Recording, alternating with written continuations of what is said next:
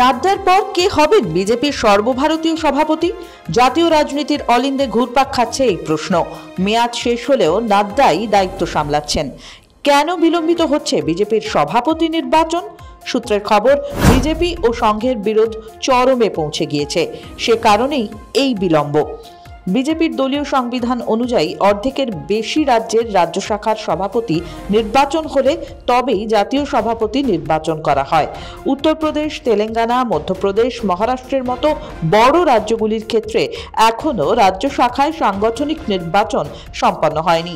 রাজ্যে রাজ্যে প্রদেশ শাখার সাংগঠনিক বদল প্রক্রিয়া শেষ হলে তারপর সর্বভারতীয় সভাপতি নির্বাচন হতে পারে। মনে করা হচ্ছে জুলাইয়ের শেষ সপ্তাহে বা অগস্টের একেবারে প্রথম সপ্তাহে নয়া সভাপতি পেতে পারে বিজেপি।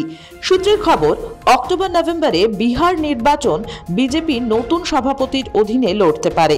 রাজনৈতিক পর্যবেক্ষকদের মতে জাতীয় সভাপতি নির্বাচন বারবার পিছিয়ে যাওয়ার ক্ষেত্রে প্রদেশ শাখার সাংগঠনিক বদল না হওয়া কোনো কারণ নয়। সংঘ ও বিজেপির মধ্যে সমন্বয়ের অভাবই নাকি আসল কারণ। রাজনৈতিক বিশ্লেষকরা বলেন, সংঘের সঙ্গে সমন্বয়ের অভাব বিগত লোকসভা ভোটে বিজেপির পতনের অন্যতম কারণ। এবার সংঘ চাইছে বিজেপির ওপর সম্পূর্ণ নিয়ন্ত্রণ থাক, অর্থাৎ সংঘের কেউ বিজেপির সভাপতির পদে বসুক।